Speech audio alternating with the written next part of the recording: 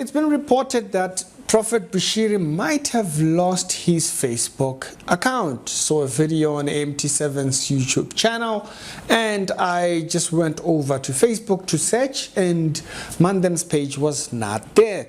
But also, if you check on Mary Bushiri's Facebook page, she did post something about this particular situation that's happened. It says, by the time I'm actually making this video, the post has been made about 2 hours ago. She says, we, the Jesus Nation, would like to inform all our members, partners, and followers that the Facebook page of our leader, Prophet Shepherd Bushiri, has been hacked by people who think they can stop the work of God.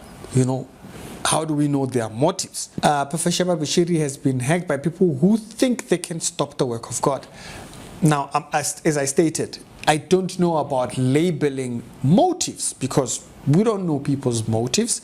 I say they will not succeed. Will always be in control of every physical and online platform to spread the gospel. So the particular platform they use to spread the gospel, there's a lot more y'all spread with that, but hey, what do I know? It says, as such, we are calling for calm because we see this as an attack, and just as many others which we have overcome, this shall not stop the Jesus Nation. Basically, that's what she says.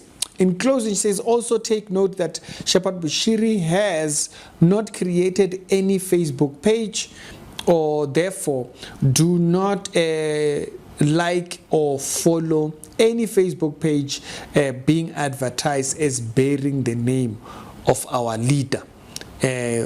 We shall overcome. Now, I don't know if Bushiri wrote that statement.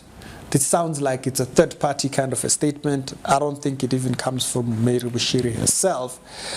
It might be the spokesperson or somebody else. Maybe it's Ephraim Nyondo, the spokesperson of ECG and Bushiri. Yeah, the statement, it doesn't sound like it's not coming from a personal place. You know, there's always this our leader thing. There's no talk of a person who's a wife talking about a husband or any particular parts of that. So you don't get that from reading that. So we know that came from them. Now, it was also reported by Malawi 24.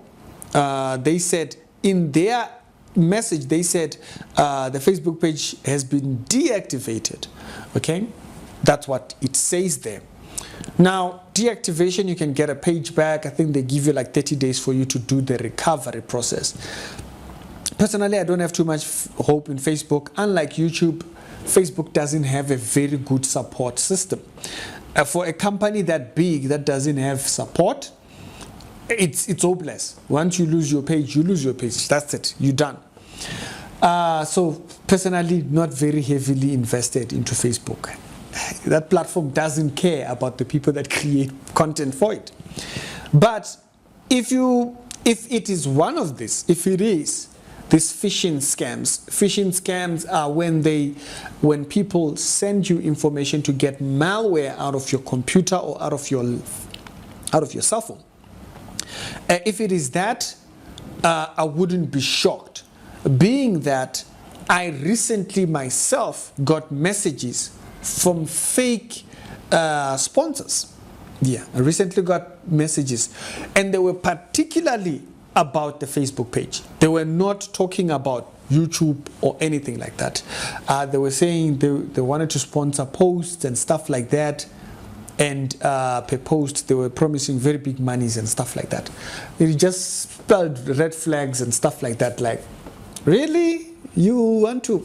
But they will send you links by which you should click, and if you should click those links, then they might take over your pages. So be very careful on that particular part.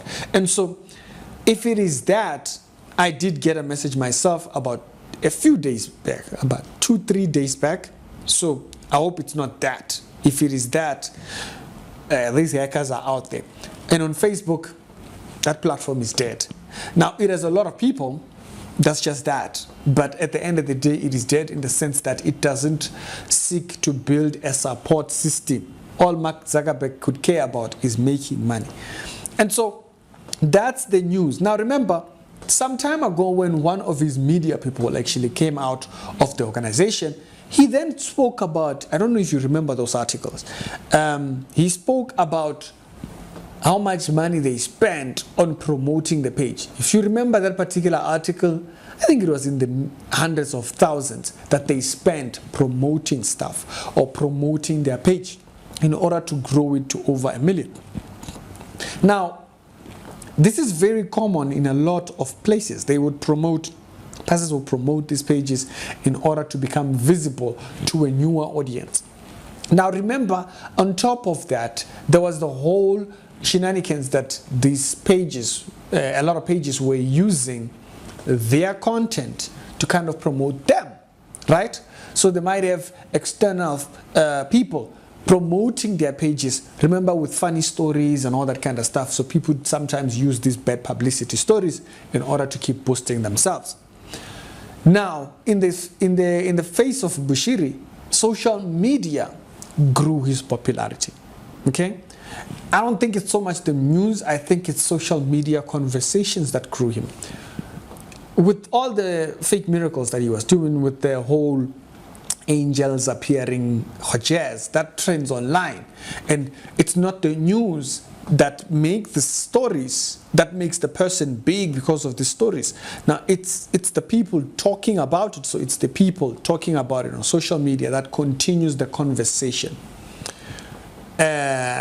The walking on the air, those kind of things became conversations on social media that made people want to watch that or go look at that. And some people started following because of these things. And so social media grew his page. And for him to lose social media, he doesn't have, there's that visibility that he has worked so much for, without the flickering and stuff like that. And so you can understand why it's kind of a big deal to get that back. And I completely understand that you built your page, you want to keep that. And so they will definitely give an update. I'm seeing it personally from Mary Bushiri's Facebook page herself, that the page has been, it's not available, it's been hacked. But other news platforms, they are saying deactivated. Deactivation can be reset and so forth. I don't know the process of doing that. I've never really bothered myself with Facebook that much. But if it is the phishing scams, yeah, that's how they would get a hold of your passwords and stuff like that, by sending you a fake link in order to source out your cookies. They call them cookies, these things that store up your data and your information whenever you have to say log in, so that you don't have to keep saying log in or type in your password whenever you have to log in. Those are called cookies, I guess, that actually keep that information in them. And so they can fish out that, but also there's also new scams that fish out what is called session cookies. So a session cookie doesn't even need your password. It just needs that particular session, like session time when you log in after you've given your password, and some platforms automatically log you out. And so that session that has logged you in, there's new scams that actually do that. You can actually session cookie hacks. You can search online, you'll find them. People actually explaining these things. And so if it's that, you might be able to get it back. But it's a kind of a reminder. It's a very heavy reminder that these things, carnal things, they are here. They don't go anywhere.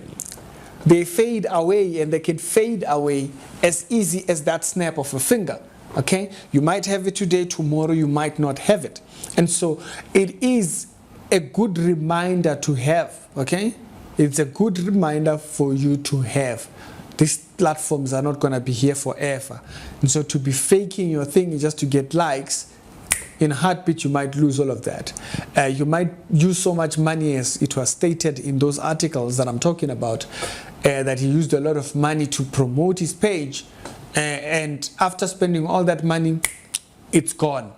because that doesn't mean anything. You might fake all these miracles, you become the topic of the town, the conversation of the moment, and in no time, no more conversation. And so it is important to be reminded these things are not permanent. What is permanent?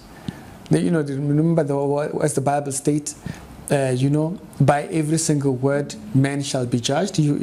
See, so there is a record that goes to the Maker, and that record is the one that stays.